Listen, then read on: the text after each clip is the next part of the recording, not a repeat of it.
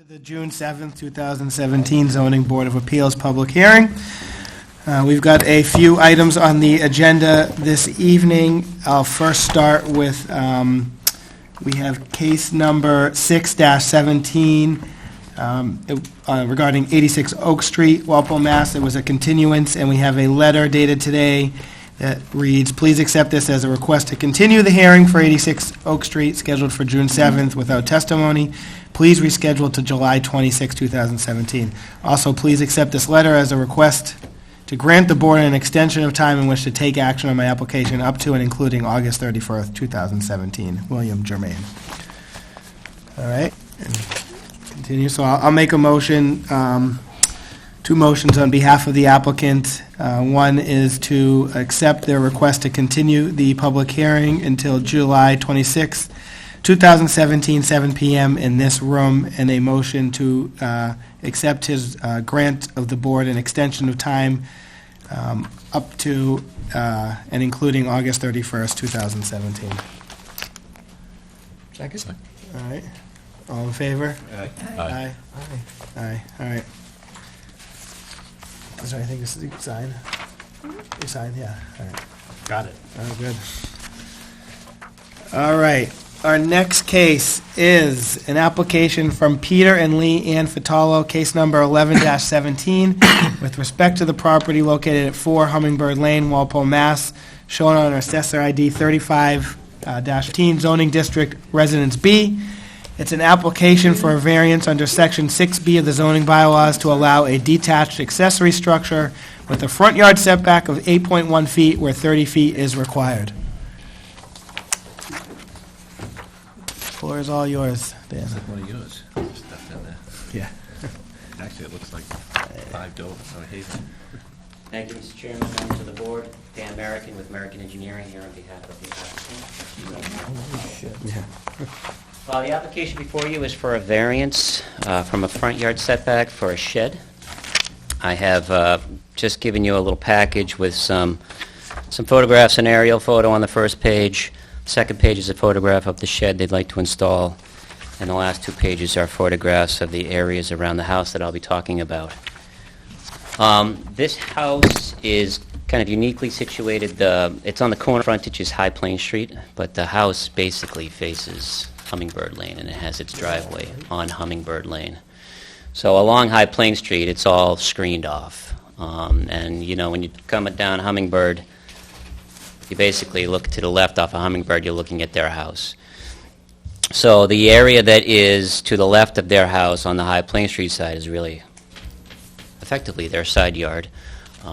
It's where their driveway is, and the area to the right is also effectively their side yard, even though from a zoning perspective it's the rear yard.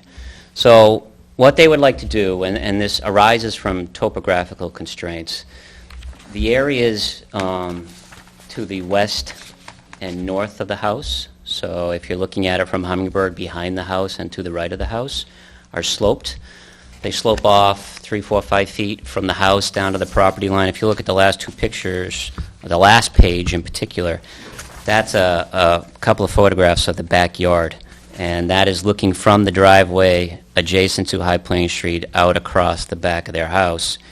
And you can see there's that cross slope there, and it would be difficult to situate a shed back in that area on either the back or the right side of the house as you're looking at it from Hummingbird Lane. There is a spot at the end of the driveway where it is relatively level. It is an area that is screened very effectively. There are trees. If you look at the third page of the handout, you'll see there are arborvitae trees and other evergreen trees along High Plain Street. And there is a fence and some trees between the Fatalos and their neighbor. So this is an area where right at the end of the driveway turnout is where they would like to put this shed.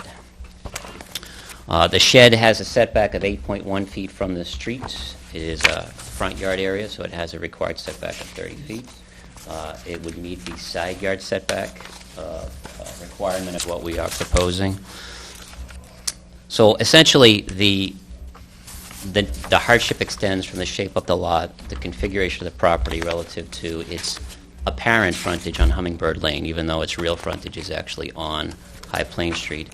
The fact that it has topographical slopes coming off the house, on the right side and to the rear that would make situating a shed, trying to find a level area, make a level area difficult. And this is an area where, quite frankly, we don't believe there would be any substantial detriment to any of the neighbors or the neighborhood as a whole, because it's really already effectively very screened. It's a quiet little corner of their yard. You would not really know if you're standing out there that you're right next to High Plain Street because of the trees and the fences in the area. If you have any questions. The shed there, this is the shed. It may not be this color, but this is the shed they're going to build. It's a nice-looking shed. It's way nicer than my shed. Looks nicer than my garage. I just said, do I want one of those sheds? How high is the peak? I think it's about 12 feet or so. how high is That it? door is about 6 feet, so you got another maybe 5 feet. Maybe it's only 11 feet tall. It's like about 12 feet. Now, from the ground to the top of the trees, so those... Oh, those trees over there, those trees, that's a 6-foot fence behind it, so those trees have got to be 12, 14 feet tall. You're not going to really see it. You shouldn't, no. Yeah. No, it's really a, The reason why you didn't do a topo? kind of tucked away.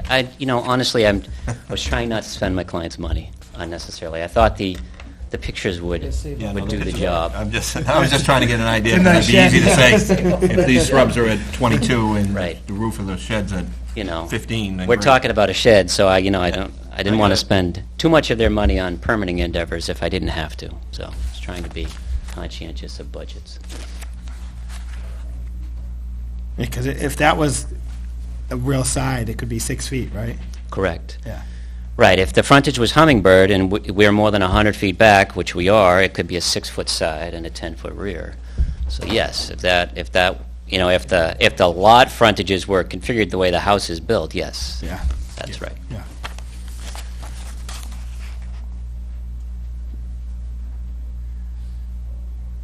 You need a topo? No. That was the frontage that was built, As well. The height line. That's the frontage. Yeah. Yeah. But the address is Hummingbird. Yes, Yeah. it's for Hummingbird. I'm just next to where the proposed shed is, the fence that's along High Plain. Yeah. Is that in compliance? And the reason I ask is particularly with the shed, the abutting neighbor there, it seems like there's a driveway. Ready? We're good? Close, otherwise?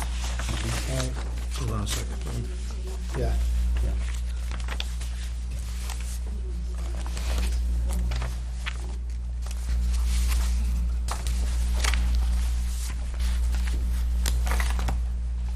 I apologize. Yeah, no, I don't think there's anything else we I don't- need or going to me ask for, or neither. you need, or, so We- we're we going to, appreciate this time, thank you. yeah, no, Thank you. we appreciate the situation, so, I'm going to make a motion to close the public hearing for case number 12-17. Second. All in favor? Aye. Aye.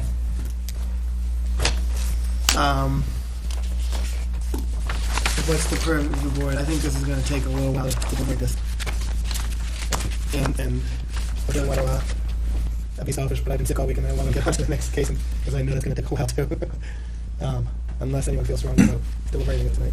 Okay, is that okay? Maybe everyone has a chance to sleep on it? Okay, all right. Digest it, have time to sleep on it before we deliberate. We'll be making a decision tonight, No, Mr. Jim? Okay. no, we're gonna move on. Well, we're gonna probably have you on the agenda at the next one to Sure. deliberate. If it looks like.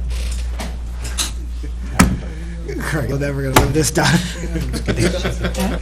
No, but it's just more funny. I mean, I think we're close Take all the enough. rest. I think we're close enough that that's okay, right? Okay. Just having fun. All right. Thank you, guys. We're moving on to our last public hearing of the night. It's a continuation of case number 23-16, an application from Wall Street Development with respect to the property located at 48 Burns Ave, Burns Ave, with a special permit under section 64A to allow 14 detached single-family condominium homes on a single lot. Welcome back. Yeah.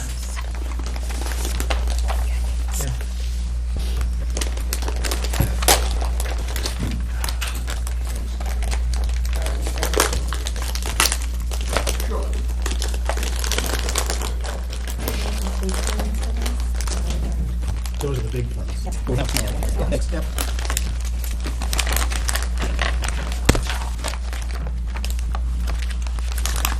Go ahead. Luther Trozzi, representing Wall Street Development Corp. Last time we were here, we spent quite a bit of time discussing frontage, right-of-way, All right, sorry, just make sure our building commissioner is sticking around. and the board requested a legal opinion from town council. I believe they received a legal opinion a couple days ago. I believe, from my reading of it, that the town council was satisfied that we do have legal frontage. We'll get into it in a second, but yeah. Well, that was my understanding, so. All right, well, we'll get into it now. I'm just recapping where we left off. Yeah, go ahead. And also, since that time, we've had comments between Conservation Commission and the town engineer, which we've now made several changes to the plan, which you've had, and the town engineer's commented on. What Rob Truax from DLM will review with the board as the changes that we've made, and the requirements of the Conservation Commission and how they've affect the plan. And that's pretty much it for now. But No. I think unless the board is not satisfied with the legal opinion that town council, your board seemed to make that a prerequisite before. No, we did. Yeah, we did get. So I should probably get that out of the way. It wasn't so much a question, I think, and I spent some time with town council going over. I don't know if everyone had a chance to review it. It's kind of lengthy and a little legalese and kind of hard to follow the points, but in sum, I think what town council is saying is there's not enough to show you don't have 100 feet of frontage for us not to hear the case, and show just to deny it on its face because you don't have at least 100 feet of frontage there. So it's not, there's no opinion that you do in fact have it. There may be a land dispute between private parties, which the board isn't really in the position to hear and rule on, except for the fact you need 100 feet of frontage here. And she's saying there is, in her opinion, not enough for us, there's not enough there for us not to hear the case. She did say that, but I don't think she said that there was, I think she clearly said that there was 100 feet of frontage for the Felton lot, which is 48 Burns Ave. I didn't read that. I spent a long time with town council, so I'm just letting you know. I definitely did. There's not enough there for the board not to just say you don't have it. Okay. If there was a dispute between private parties, a land dispute over that 100 feet, it would be outside the board's purview. Yeah. Not enough for us not to hear the case. She thinks it passes the threshold for us to say, to hear. Said that they did testing, well, they dug a hole here, a hole there, they dug like maybe 7 or 8 holes. What's in between these holes? And every hole, when you go down there was coal. I saw a 55-gallon drum was excavated, all rotted out, so what? He said no trucks are gonna remove. Yeah. It was all good. Yeah, so it was all, it's coal, and I know there was coal there. My grandfather worked for Burton in the 1920s, and it was all coal. They used to dump it from the boilers there. They used to go over there and pick it during the 30s to put in their coal bin what was left. That's where my grandfather worked. You got it. They did everything to any piece of property they could dump on, they did. So that's a good point. I believe at the conservation meeting, it was either last time or the time before, that they estimated that the unsuitable materials were about 5 feet down. They estimated about 40,000 square feet. Again, we're talking 7,000 cubic yards of stuff that we were told that the conservation would be removed and would not be ground back up. I know they can grind certain materials back up, but we've asked at a number of board meetings to find out. I know Mr. Petrosi says that he's going to get those results, but as my husband said, they dug 8 holes after 7 or 8, and then after one of the last conservation, they were back there again with that excavator around May 5th digging more holes. We're sitting around, not sure I understand the building inspector's comments, but if there's any consideration that you may evoke some of the Article 31 motion that was passed to have Wall Street Development reconsider what they're doing in that property, I'd request the board to consider that on behalf of the residents on Burns Ave and Union Street and Brook Lane. Thank you for your time. Thank you.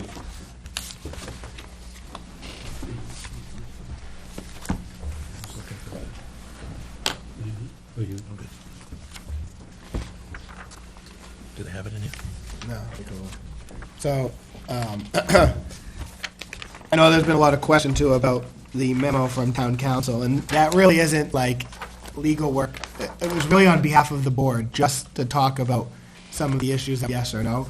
what town council is saying, there may be a property dispute between people as to what can or cannot be done on, say, an easement or a private road, that really isn't the purview of the board. What town council is opining is that there isn't enough just on that for us to deny it just because of that. So because we can't just deny it because of that, she's saying, at least we should hear the case, and there still may be, even if it went through a whole process and it was a permit issue, there still may be a issue between private parties regarding improvements to Burns Ave. So, which isn't town council's in her purview to issue legal opinions on behalf of anyone outside the board, just asking for an opinion on that.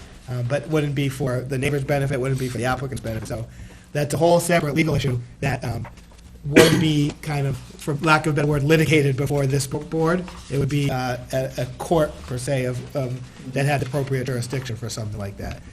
All we have is a case before us where she's saying that alone probably isn't enough just to deny it.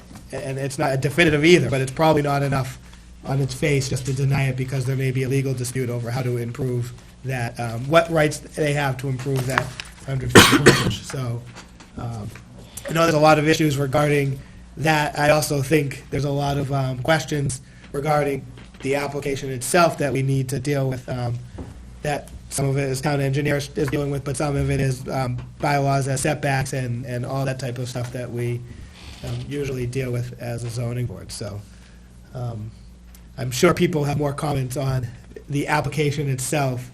I know everyone is talking right now about the items and issues to even get to that point, but I think we'll at least go into those questions and comments and concerns as a board to move forward on this discussion. So I know there's a lot of moving parts here. Again, I think I brought it up last time, I still have issues about setbacks here. Correct. And you could call it a side yard all day long, because it's a side yard on the bigger picture, but if you want the benefit of a special permit for multiple buildings, in my opinion, it's more of a rear yard. And I also believe the lots should have, their side yard setbacks. We don't have a distance between buildings, but I would gather that if you take two side yards and add them up, that kind of should be a guide as to the distance between buildings here. And again, it leaves it the jurisdiction of the board. I think that the town could do a principal dwellings. I feel like they should be almost treated like separate, and especially single families. They should almost be looked at like they're its own lot, imaginary lot. So, and I think that's been our kind of standard way we've gone about these. And it's not to say, if we said you had 29 feet on one and there was, some screening, or sometimes you may be more, sometimes there could have been, we may require more of a buffer. I think that's fully the board's decision to make on to what setbacks would make it compatible with the neighborhood. So that to me is a big issue we haven't got into yet that may change things. So. Well, if the board's going to assert a different zoning outlined in your bylaw, then maybe you should tell us what the consensus of the board is regarding these so-called setbacks, because in the bylaw, it doesn't say what you're saying. It says the board, it certainly does. It says discretion of the board to ensure that setbacks and lot, And now building placement. But it's not, I'm just asking for a specific number. I if you have think that. I gave it a guide. The setback that you gave us for a rear yard setback, which we understand, 30 feet, which is what the typical And building I'm not saying that there's no rule to it. I'm just saying that's a better guide than saying it's 10 feet. I understand. I'm just Guys conform trying to Yeah. get to an answer that we can design a plan around. Right. I mean, So I think the buildings are too close together. Okay. There's not enough setbacks. Okay. The fronts, probably more, not as relevant, but, could be, but the rear and the sides between the buildings. And what about the density? Like, hearing density come up, what is the density that you're looking to do? I mean, just not your give us something to. Yeah, we have to, we're not, I don't think we're at that point to kind of. We'll wait then till. To get, it's a good, I just appreciate you asking the question, but I don't think we're there to give better guidance. From my perspective, this is a single lot with multiple buildings on it that we are permitting under special permit together. So therefore, from my perspective, in terms of, the purpose of a setback is, to provide some buffer between neighbors, and then they're going to be effectively neighbors interacting on this site. So we're trying to figure out, we're looking for something, a project and elements that's going to work together. So it's not only the density, but a lot of the material. So, I'm trying to understand the building location as well as the stormwater management, as well as some of the traffic. I've got some questions as far as, the traffic and how much it's generating and what's the queuing like from Burns on to Union, and whether am I right? That report, the package that you're looking at is the previous. Burns onto Pleasant onto Union. So, because I'm kind of concerned that the additional traffic at peak would add additional queuing and Pleasant onto Burns, just to give you an idea. Right. That would then cause some queuing back that would interfere with the intersection of Burns and Pleasant. I So, would be happy to, we have a traffic consultant. yeah, I want to. We have not engaged him to come to a meeting because we haven't been able to get past these other issues. And there's no sense in having here discuss something that the board's really not ready to hear. And what I'm saying is, since it's a single special permit, it's unlike a bylaw where we could list out a set of criteria that would be permitted as a matter of right. What we're trying to do is look at a large number of buildings that are interacting together collectively on one site. So we have to look at that to make sure that it works together. So I wouldn't want to take any one of these elements in isolation because one might impact the other. Well, from our perspective, we've designed this with similar parameters of other projects that have been approved in town. So if those parameters are now changed to Plimpton, if these were multiple family dwellings, so 3 units together, there wouldn't be anything between the buildings. They'd be side by side, they'd be a 3-unit building, and then there'd be 20 feet. So we're trying to keep this project as a single-family character development. If the board is going to assert regulations or that require us to spread the buildings out or to reconfigure the buildings, then we'll have to come back with a different type of request for a special permit, because that would then throw us into the category, as Dave has said, with multiple dwelling units, which is 3 or more in a building. So if you look at the project on Plimpton Street that was approved, if you look at the one on Eastover that was approved, I just think that we're... One on Pleasant was denied. One on Pleasant was denied. Sure, it was denied, but let's see where that goes. It just seems that we're being treated in a different way.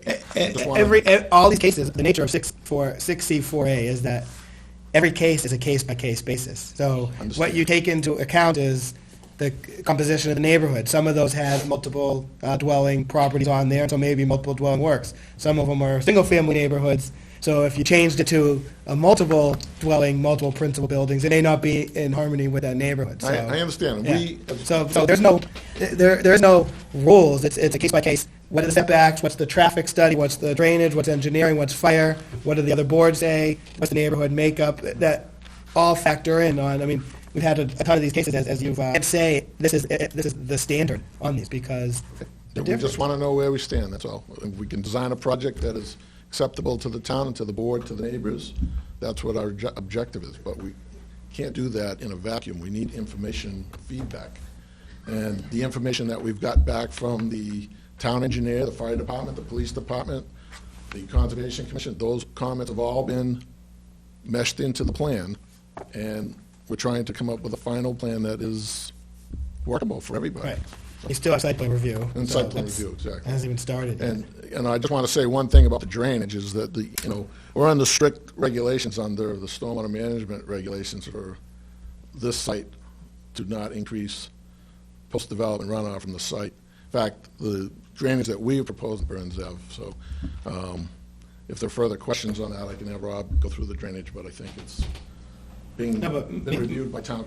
Maybe a plan, and I'm trying to see if we even had one of the neighborhood, say a overhead picture of it to show an aerial, the density here compared to, because, for instance, we've had other ones that have been looked at where there's similar developments on the same road, so that density makes, and so we could say, we could give you maybe a better guideline of what the board may be looking for, but now, if the next development next door property had that, it'd fit right in it. If it's all single families, that may look too dense, so.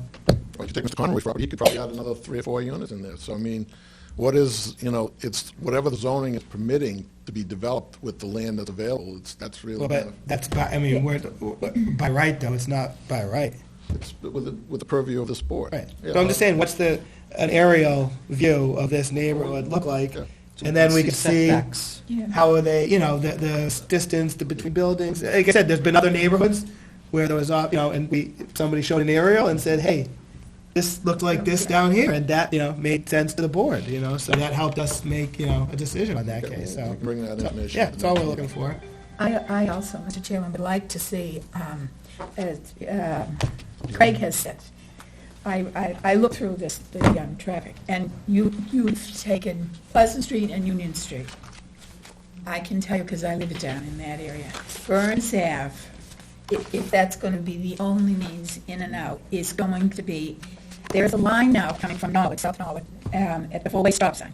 And at certain times of the day, you can have 8, 10, maybe. And that was one of the issues with the development across the street, the Pleasant Street development. I think if you're coming out of Burns Ave and you want to take a left, good luck to you, because you'll never get a break to get, because it's a queuing. And aside from all the other issues and concerns